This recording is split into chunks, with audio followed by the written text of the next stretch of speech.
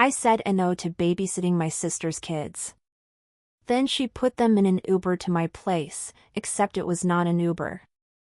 My name is Maya, and this is the story I've never told anyone, because even saying it out loud makes me shake. The night everything snapped was a Thursday, gray, wet, ugly. I'd just finished a 12-hour shift at the clinic, my scrubs still smelling faintly of antiseptic and stale coffee.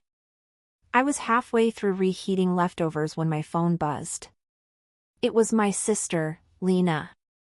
"Maya, I need you to watch the kids tonight." I could hear chaos behind her, doors slamming, kids crying, her shouting at someone I couldn't hear. I loved my niece and nephew, but Lena had burned through every ounce of goodwill I ever had. I was her safety net, her backup plan, her unpaid childcare provider, the person she guilt-tripped whenever life spun out of control, which was often. "I can't tonight," I said. "I'm dead on my feet." "You promised you'd stop dumping them on me."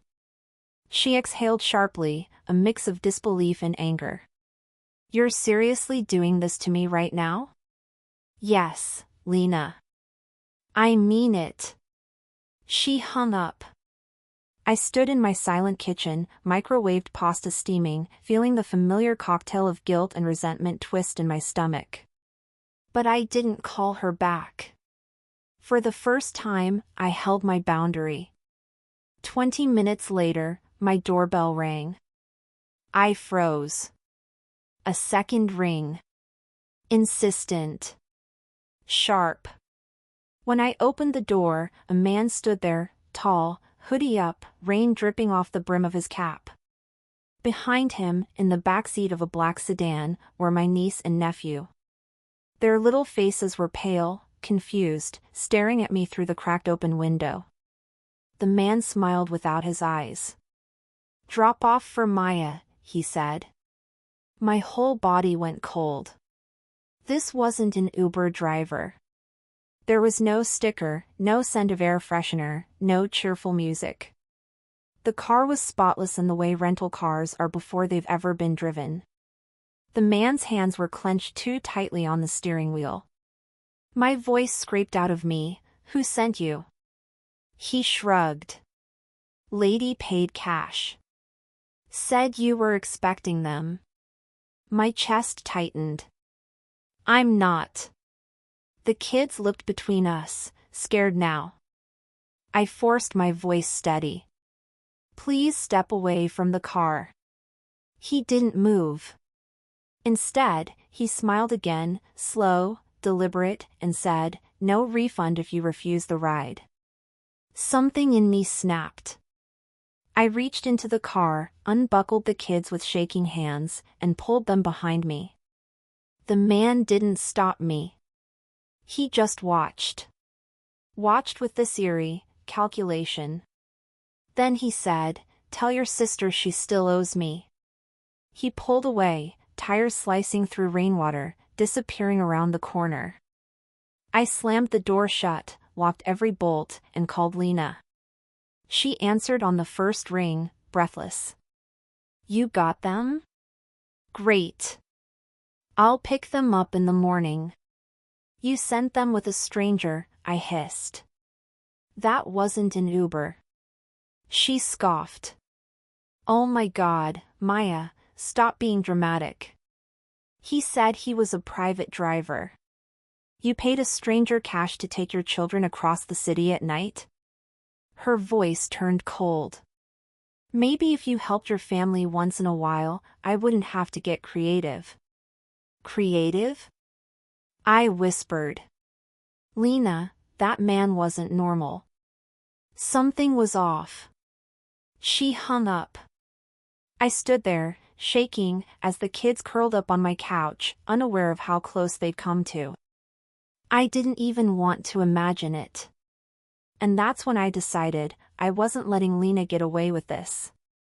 Not again. The next morning, she showed up late, sunglasses on, smelling like stale perfume and desperation. She breezed in like nothing happened. "So, I'm thinking you can take them next weekend too." No. The word was steal. She paused, lips parting. Excuse me? I stepped aside, revealing the police officer behind me. I told them everything, I said quietly.